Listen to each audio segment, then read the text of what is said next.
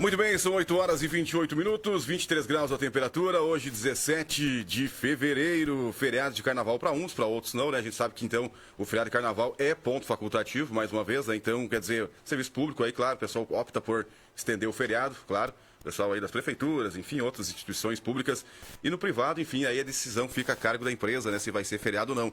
Alguns não é um feriado, ele não é um feriado nacional, né, pela Constituição Federal, por alguma lei federal.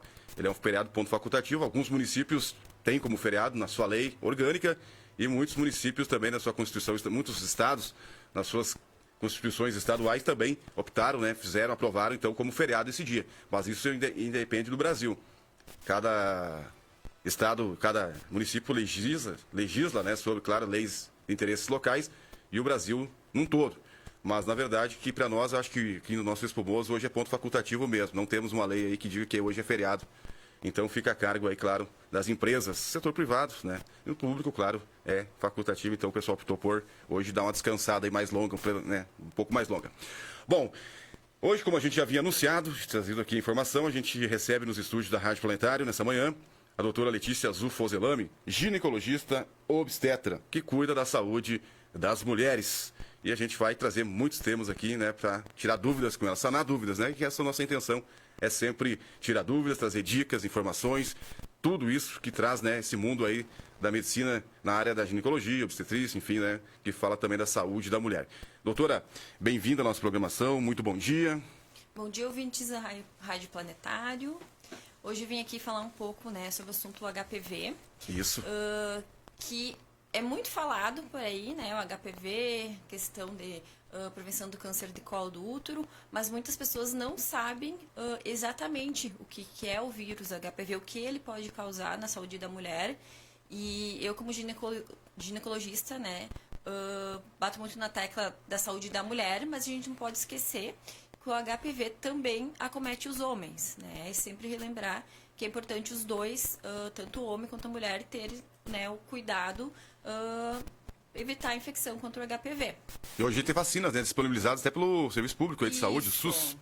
A gente acaba, né, preconizando o público jovem, né, principalmente de 9 a 14 anos, né, meninos e meninas, para se vacinarem na rede pública contra o HPV.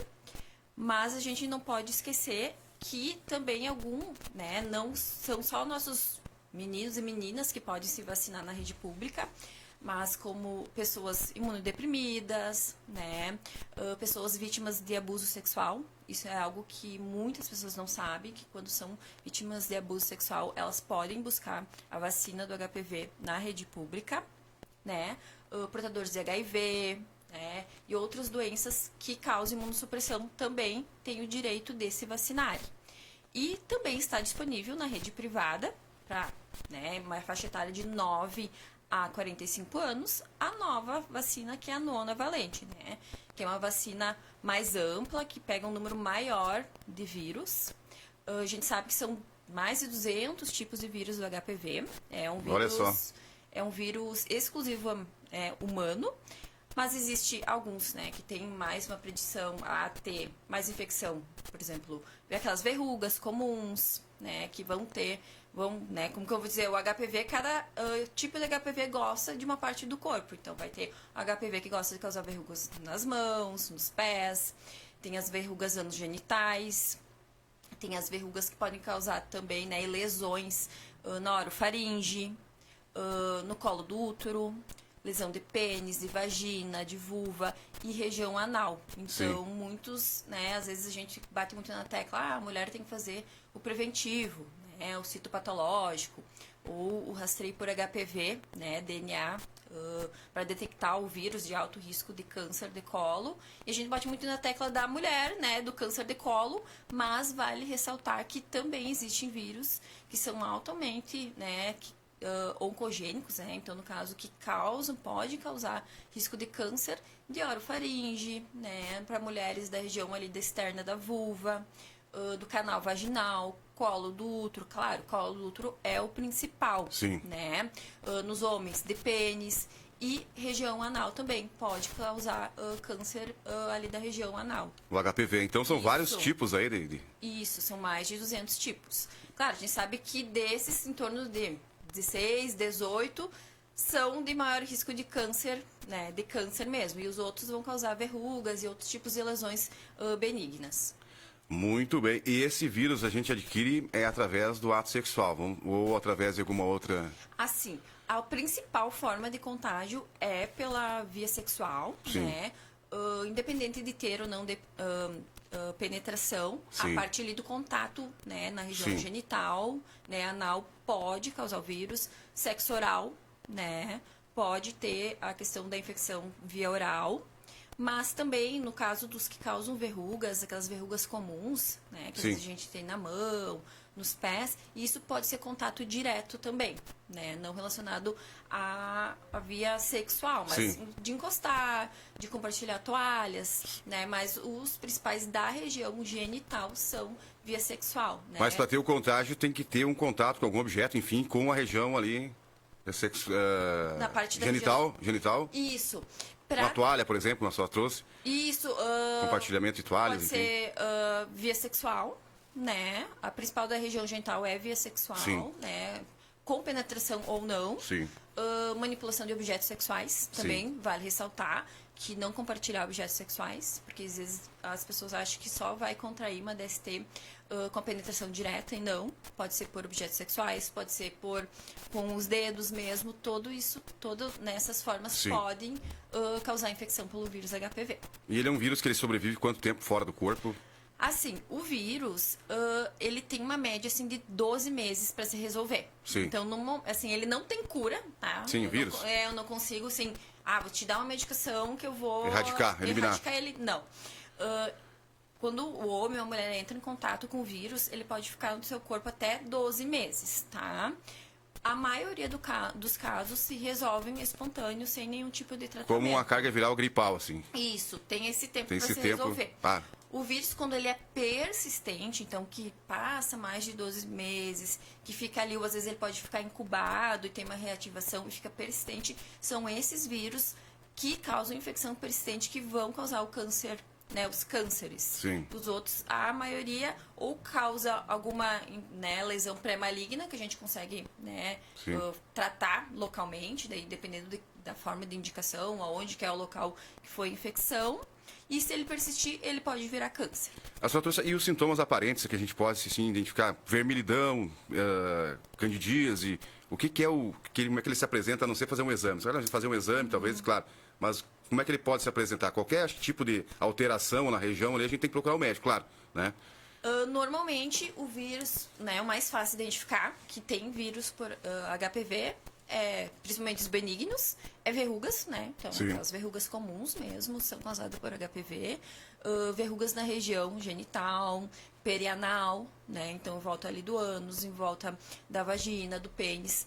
Né? São diagnósticos clínicos, mas para a mulher existe o rastreio, né, do vírus assintomático, porque a maioria dos casos o homem e a mulher está, né, portando o vírus e não tem nada de sintomas. Então, a mulher é através do citopatológico, né, aquele que é o Papa Nicolau, tendo ali alterações celulares no colo do útero ou às vezes raspado vaginal, e o PCR, né, a coleta ali do PCR para identificar qual tipo de vírus tem. Né? Para homens, ainda a gente não tem um rastreio, né? O rastreio universal é para mulher, para homens. A questão de ali swab perianal e peniano seria só níveis de estudos mesmo e pesquisa. Né? A gente não tem um rastreio, então fica mais difícil identificar no homem. Mas é que o homem é um vetor, então. Os dois, na verdade, um passa pro outro, né? Mas enfim, é um negócio muito sério, porque a gente percebe que agora é falado, né? Meu tempo de adolescente, eu não via falar nisso aí, enfim, talvez quantas estimativa aí, como muitas pessoas tenham ou tiveram, enfim, tenham porque é vírus, você falou, ele pode ficar incubado, enfim, né? Isso. Mas, e agora que foi trazido à tona esse assunto aí, né? Isso. Poucos anos pra cá, se for. Ou na verdade o HPV é a DST mais comum, né? só que muitas vezes não é identificável porque não causa sintomas, né? Só Como a ali no sífilis, como rastreio. outros. Que às vezes podem causar sintomas, né? Às vezes pode ter algum corrimento, alguma vermelhidão, como tu falou. Sim. O HPV não, na maioria dos casos ele é sintomático, então vai ser ali, a mulher vai fazer seu Papa Nicolau, seu rastreio de câncer de colo por HPV, ali o rastreio normal, né, anual, e acaba aparecendo no exame. Por isso é importante, né, sempre estar, né, com o seu médico ali, né, e estar sempre com os exames regulares, né, de rotina, sempre bem, enfim, atualizados, né? Não dá pra negligenciar, né? A saúde, enfim, coisas silenciosas como essa, principalmente. Porque, simplesmente, né, doutora, a gente procura o médico, é comum, né? Quando a gente sente algum desconforto, enfim, alguma aparência, né? Alguma coisa não tá certa. Mas é bom sempre trazer, né, a prevenção nesse caso aí, principalmente, e vacinar, né, os jovens aí sempre. Isso. Claro, antigamente não existia vacina na rede pública, agora já tem, né, na questão da rede pública, que é a quadrivalente, né, para um esquema assim de 9 a 14 anos. Agora eles fizeram uma extensão para até 19 anos com uma dose, né, não sei Sim. se já começaram a campanha aqui. E para aqueles grupos especiais que a gente acaba esquecendo, né, quem tem HIV, quem tem alguma outra imunossupressão, está em algum tratamento de câncer, né, que foi vítima de abuso sexual, também pode procurar a rede pública para fazer a vacina quadrivalente. Para quem não, né, não está incluso nesses grupos que ganha na rede, né, no SUS, no caso, aí pode procurar a rede privada, que temos a nonavalente, que é, inclusive, ela é contra 9 sorotipos, então, de Sim. HPV, que são os principais vírus que causam as verrugas e câncer. Muito bem. E aí, agora a gente está numa época aí, né? Enfim, carnaval aí, né? Agora já que aproveitar que a doutora está aqui. E, enfim, que agora não é mais DST, né? IST, né? Agora o termo isso. certo agora é IST, A gente infecções. continua falando DST, mas continua falando. IST. É IST hoje. E aí agora tem, né? Enfim, porque por mais que tenha campanhas, né? Tem o uso do preservativo, muito importante, porque eu acho que o preservativo foi um divisor de águas, né? Isso, com certeza. Porque, foi um divisor de águas. porque quando chegou a pílula anticoncepcional, enfim, né? Também deu aquela certa liberdade, né? Sim. Lá nos anos 50, acho que foi. E aí, mas com ela também vieram muitas doenças aí que não existiam, né? Que a gente não ouvia falar, né?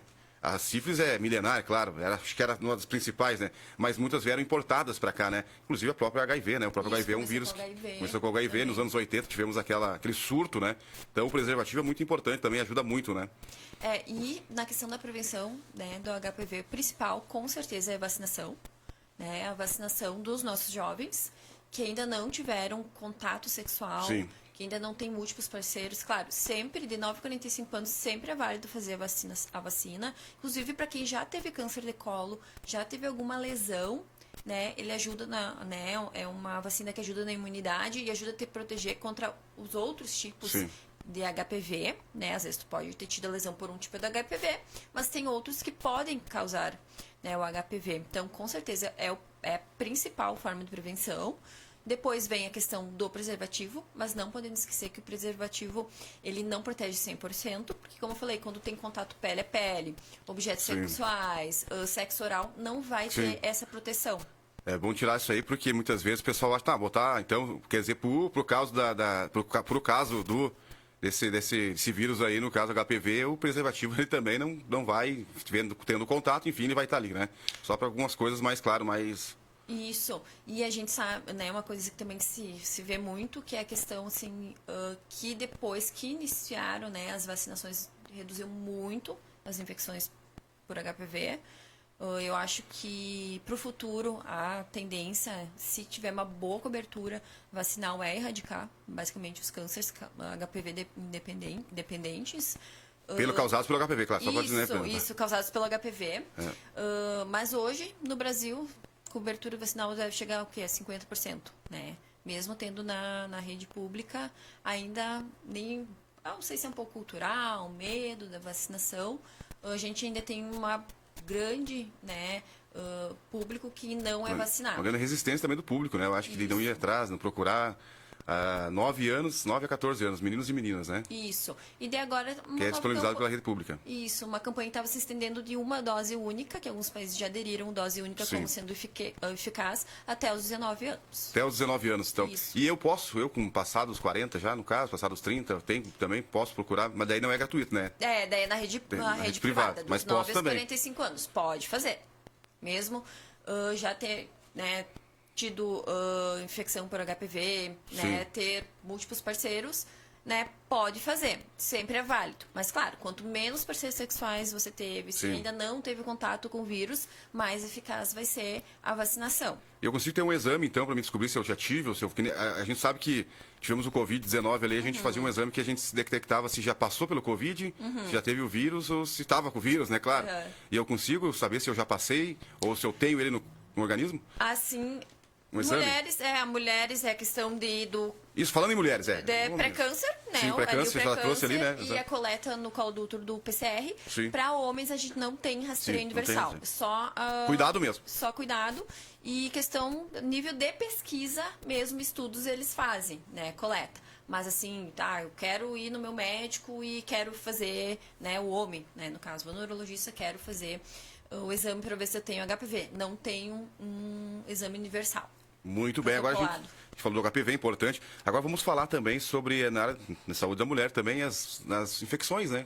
Infecções que a gente tem no trato uríneo, seja, enfim, ali do ato genital, do órgão genital, enfim, são mais recorrentes hoje, são, enfim... Hoje, com certeza, em primeiro lugar, HPV. Sim. Né? Sífilis, algo muito comum. Sim. Né? Tanto em homens quanto em mulheres. Gonorreia, clamídia, né? Que também são ISTs que são muitas vezes assintomáticas. Né? E às vezes a gente fazendo o exame do PCR também, de rotina, ou às vezes vai fazer alguma cirurgia, tu acaba, né, vendo que no trato genital aquela paciente sofreu infecção por clamídia e gonococo, por exemplo. Né? Assintomática. Esses são os principais, HIV também.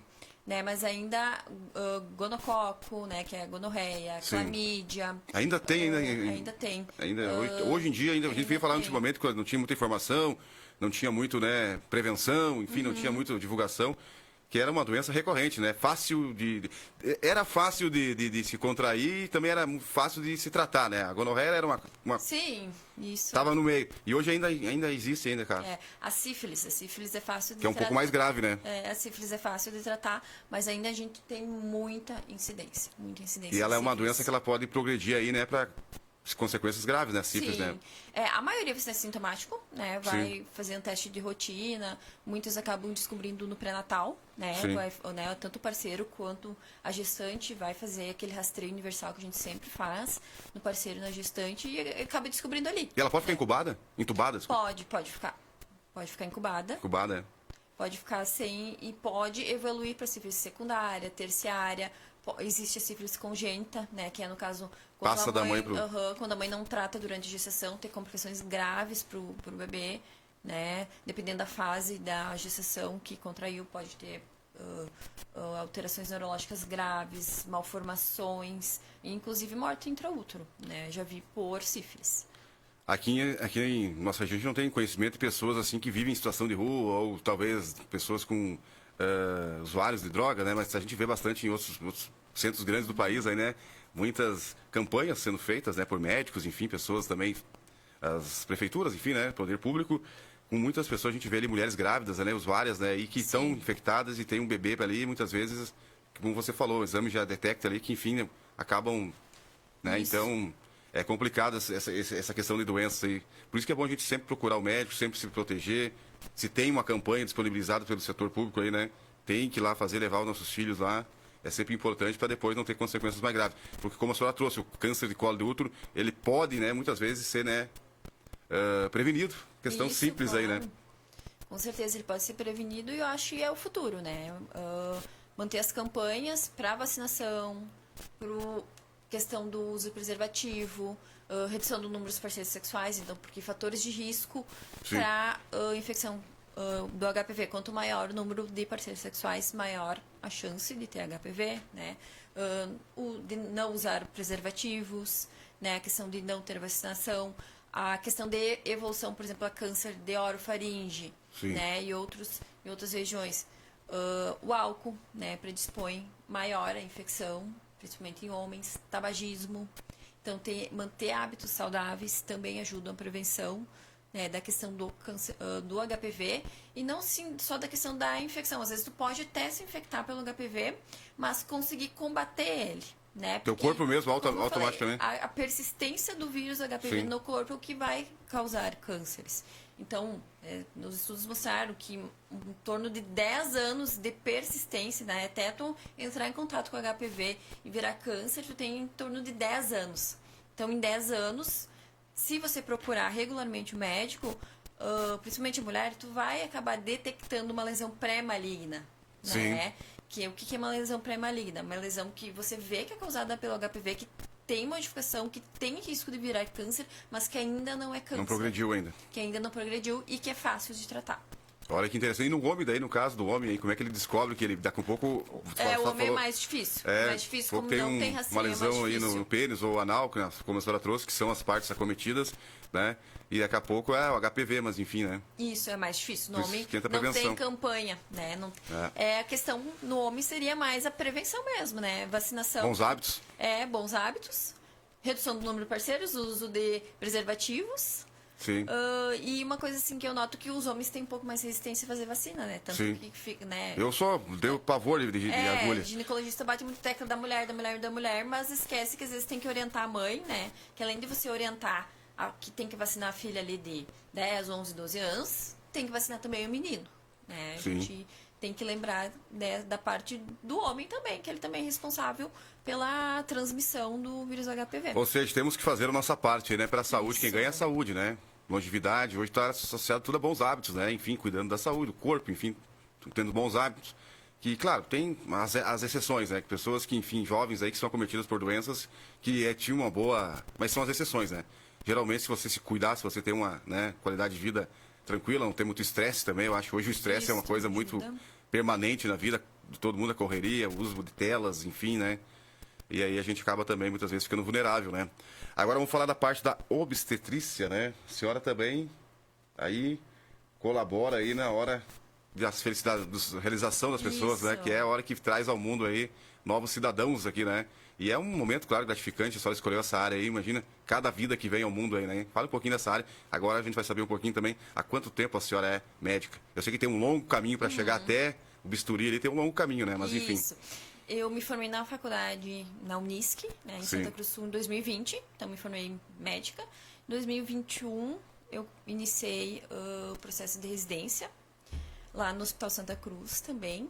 Então, foram 3 longos anos, né, de muita obstetrícia, muitos nascimentos, muita ginecologia, mas principalmente muita obstetrícia, que lá nós é mais focado na obstetrícia. Então, assim, ao longo... Não cheguei a contabilizar, né? Sim. Isso é uma coisa que eu me arrependo, que eu não contabilizei quantos nascimentos, Sim. então não faço nem ideia. Mas na residência a gente trabalha muito, são muitos nascimentos por dia. Então, eu me formei na residência em 2024, março de 2024. Claro, já estava há 3 anos trabalhando na Sim, área, sim. mas agora, né, oficial como obstetra são 2 anos. 2 anos já com... Isso sozinha, né, na carreira. Sim. Agora Enfim, mas e também ali tem muitos desafios, né? Porque nem todo parto é tranquilo, né? isso. Vai ali para um parto que é rápido, porque muitas vezes aquele tempo que vocês têm hábil de fazer, né, um procedimento, e muitas vezes escapa, sai fora, muitas vezes tem que saber tratar ali com... Isso. Lidar com a situação. Eu sempre, né, brinco com as minhas pacientes que a obstetrícia é uma caixinha de surpresa.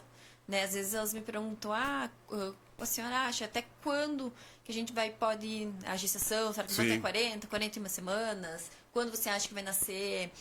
Será que vai ser parto normal? Será que vai ser cesárea? E eu sempre explico para elas que a obstetrícia tem muitas surpresas. Então, assim, como o obstetra tem que ter um coração, assim, firme, né? E aguentar muitas emoções, que eu acho que... Tem que ser gelado na hora. Da área da medicina, né?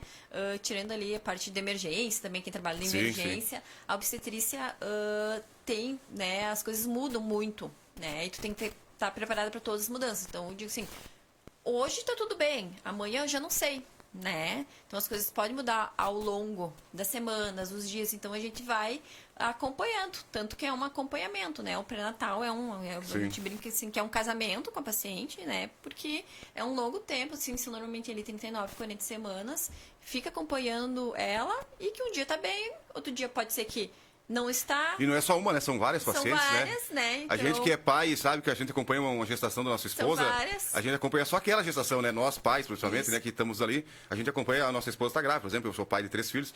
E a gente está ali, né? Acompanhando aquela gestação. Está ali, né? Dando suporte. Mas um médico, ele está com quantas pacientes? Ele tem que, né? Sim, cada uma com suas peculiaridades. Vai ter a gestante que é super calma, Sim. né? Que não vai te chamar pra nada, que não sente nada, que é tudo maravilhoso. Vai ter paciente que já vai ter algumas doenças, algumas outras alterações que tem que ficar mais em cima, mais de olho, né? Que ela vai ser mais sintomática. Então, cada uma tem que receber um tratamento específico, né? E a obstetra tem que estar preparada para todos os tipos de adversidades. Porque também, às vezes, né, o parto está se encaminhando de uma forma, está se encaminhando para parto normal, e no meio daqui a pouco pode virar cesárea. Sim. Ou às vezes a paciente está preparada para cesárea e no meio do caminho vira parto. Sim. Né? E algumas coisas vão acontecendo, às vezes, até ao longo do trabalho de parto. Então, o obstetra tem que estar preparado para tudo, né? E a equipe também está sempre em alerta para qualquer mudança, né? Tá preparado. Com certeza. E aí a gente vê, né? Não é só cortar o umbigo ali, né? O cordão umbilical da criança, porque muitas vezes tem, a gente às vezes tem alguns vídeos, hoje a internet, a gente fica... Eu nunca tinha entrado num centro obstétrico, nunca entrei, fui convidado, mas nunca quis, né? Para estar acompanhado, parto, nascimento, filhos, enfim. Mas a gente pega alguns vídeos, vê que às vezes o médico tá ali, a criança nasce, não chora, enfim, daí leva para cá e coisa, e a mãe tá ali e nem tá sabendo o que tá acontecendo. Isso. Deve ser uma profissão mesmo, testa cada dia. Né? Às vezes está se encaminhando para ser tudo certo e do nada a criança nasce, não chora, precisa de um atendimento mais urgente e normalmente o familiar... Pré-natal corre tudo certinho, mas chega na hora do parto ali, pode vir. Isso, enfim. às vezes a gente, assim, mesmo o obstetra que é preparado, às vezes o coração dá uma gelada, assim, Sim. mas depois volta a bater normal, né? Mas a gente leva alguns sustos. Por isso que são quantos anos em faculdade? São 6 anos de faculdade, mais 3 anos em residência. Por isso que tem todo esse tempo aí, já passa por tudo, né? Se faz, já sabe o que vai encontrar lá na frente. Muito bem. Doutora, muito obrigado pela sua participação aqui em nossos estúdios. Tivemos a reportagem hoje aqui ao vivo, então, com a doutora Letícia Zufozelami, ela que é ginecologista, obstetra também. Falamos sobre o HPV, né? Que é o principal aí, para você, se não for fazer a vacina, procure, ou seja no setor público ou privado. Né? E também, claro, cuidados com a saúde da mulher sempre é importante. Todo mundo tem que se cuidar da saúde, né? E, claro, no final aqui, vemos aqui trazemos também um pouquinho da profissão dela na parte da obstetrícia, né? Palavra meio difícil de falar. Obstetrícia aí, que ela está aí na área já também, atuando aqui em Espumoso, trazendo essas vidinhas ao mundo aí, né? E acompanhando as mamães, futuras mamães, e também depois também sempre tem um contato, né? Muitas vezes a pessoa fica sempre tendo ainda um contato com a... Sempre, sim. Por mais que é o pediatra que assume depois, né? Mas enfim. Claro, durante o pré-natal é mais a obstetra, depois que nasce, acaba se vinculando bastante ao pediatra, Sim. né? Daí muda um pouco o rumo, as preocupações mudam, né? É mais o pediatra que segue o acompanhamento, mas as mães, né, não podem esquecer que elas têm que voltar no ginecologista, né? Sim. Voltar a fazer... E depois passar a parte obstetra e da parte de ginecologia. Volta, porque muitos acabam dando atenção só pro filho e esquece e volta depois de 5 anos de ginecologista, né? Então, que tem que manter, após o nascimento, voltar às suas rotinas ginecológicas. Muito bem. Tá então a doutora Letícia Zufozelami participando da nossa programação do Giro da Notícia nessa manhã de terça-feira, dia 17 de fevereiro.